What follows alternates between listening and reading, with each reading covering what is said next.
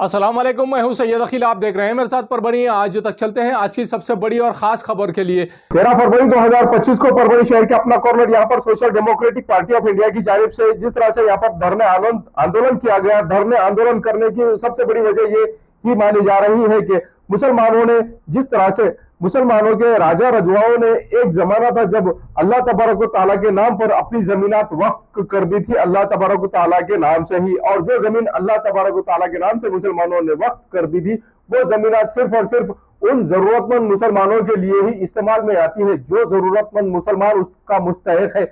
आज अगर आप देखेंगे तो जरूरतमंद मुसलमान वो माना जा रहा है, यहाँ पर आमदार है, जो खासदार है, जो मंत्री है, वही भीख मंगा यहाँ पर जरूरतमंद माना जा रहा है। और अल्लाह तबारक तआला के नाम की जमीन पर इसने सांप की तरह से पिंडली बांधकर बैठा हुआ है। और ये जमीन अल्लाह तबारक तआला की उस जरूरतमंद मुसलमान को ना मिलते हुए इन्हीं जरूरतमंदों को मिल रही है जो आज ओहदे पर है, जो जिनका नाम है, जो आज यहाँ पर वक्फ बोर्ड पर ही अपना कब्जा किए हुए ऐसे तमाम लोगों के नाम से ही ये जमीनात है। और हजारों एकड़ जमीनात सिर्फ और सिर्फ उन्हीं मुसलमानों के नाम पर है जिन्होंने इस जमीन को संभालने की जिम्मेदारी उठाई थी। और संभालना तो दूर की बात, ये इन्होंने अपने ही नाम पर और अपने आकाओं के नाम पर इस जमीन को कर दिया हुआ है, जिसको लेकर social democratic party of India की जानिब से 13 फरवरी 2025 को परभनी शहर के अपना कॉर्नर यहाँ पर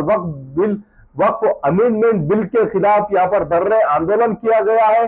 और धरने आंदोलन करने के बाद में वक्फ अमेंडमेंट बिल की यहाँ पर प्रति को जलाया भी गया है। Social democratic party of India की जानिब से जिस तरह से ये आवाज उठाई गई है, ये सराहनीय काम यहाँ पर किया गया है। और एसडीपीआई के इस वक्त जिस तरह से कमेटी के तमाम लोग यहाँ पर मौजूद थे, एसडीपीआई के पदाधिकारी और कार्यकर्ता इस वक्त बड़ी तादाद में यहाँ पर मौजूद थे। जिस तरह से यहाँ पर एसडीपीआई के अब्दुल जवाद सिद्दीकी, इनके साथ भारी संख्या में कार्यकर्ता और पदाधिकारी इस वक्त मौजूद थे। यहाँ पर जो जिम्मेदारी इन्होंने उठाई थी, मुफ्ती साजिद नदवी साहब एसडीपीआई के परभनी डिस्ट्रिक्ट कन्वीनर, उसी के साथ में हाफिज सैयद मोहतसिम फलाही साहब एसडीपीआई महाराष्ट्र के working committee member, Ejaz Ansari साहब एसडीपीआई परभनी, अब्दुल जवाद सिद्दीकी साहब एसडीपीआई परभनी, ये लोग यहाँ पर और इन्हीं के साथ में यहाँ पर इनके तमाम कारकुन, यहाँ पर तमाम मेंबरान मौजूद थे जो एसडीपीआई से ताल्लुक रखते हैं। और social democratic party of India की जानिब से इन्होंने मुसलमानों की फलाह और बहबूदी के लिए, मुस्लिम कौम की फलाह और बहबूदी के लिए काम करना शुरू किया और मुस्लिम समाज को जगाने की कोशिश इन्होंने की है।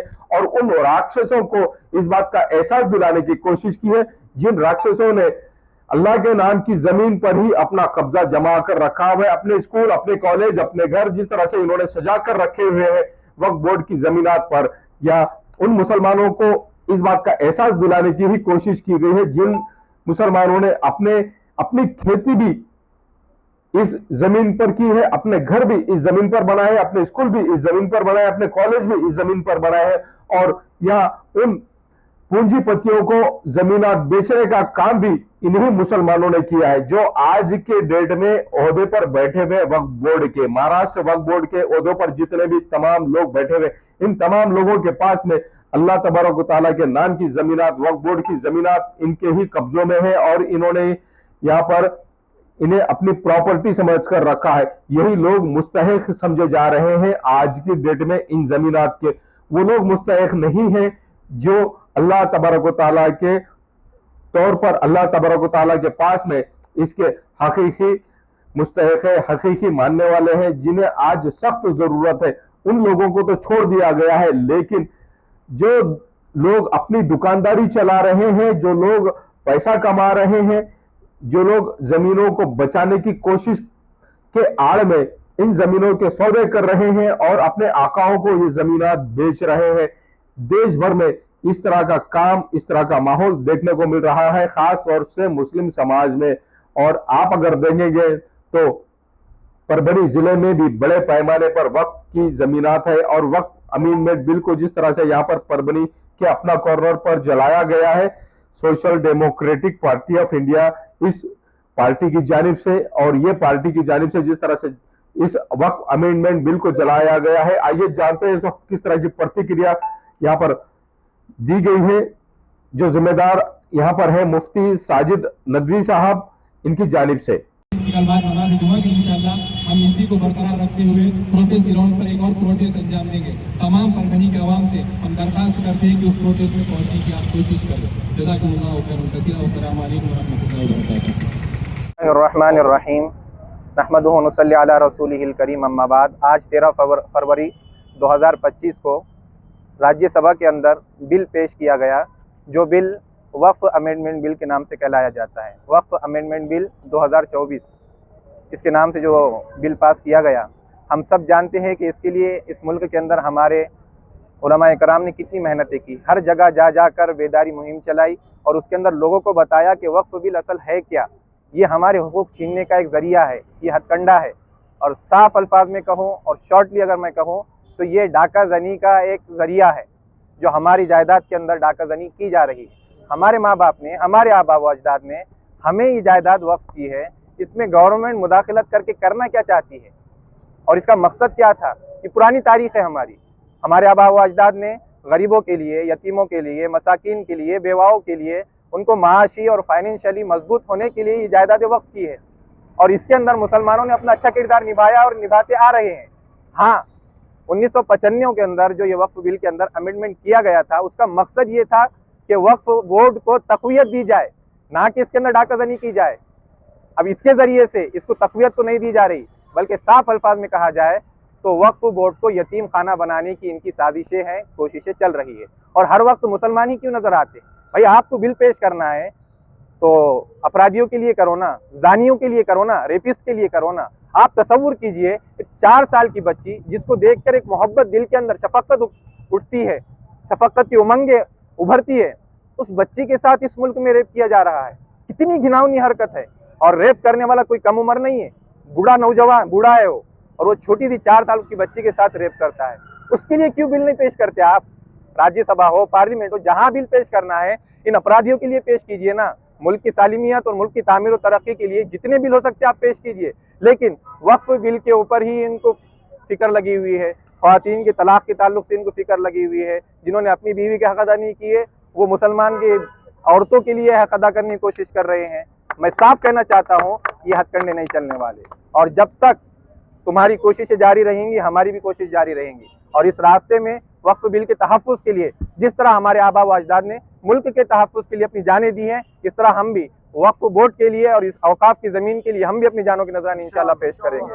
हम पीछे हटने वाले नहीं हैं। ये जंग हर उस शख्स की है जो इस मैदान में मजलूम बना हुआ है। ये जंग मुल्क के हर उस बाशिंदे की है जिसके खिलाफ ये मुहिम इस मुल्क के अंदर इस बीजेपी पार्टी के जरिए से चलाई जा रही है। तो मैं तमाम से दरखास्त करता हूँ कि आप भी आगे आए। ये सिर्फ एसडीपीआई की जंग नहीं है, हर मुल्क के हर बाशिंदे की ये जंग है। आप आगे आकर इनका मुकाबला करें।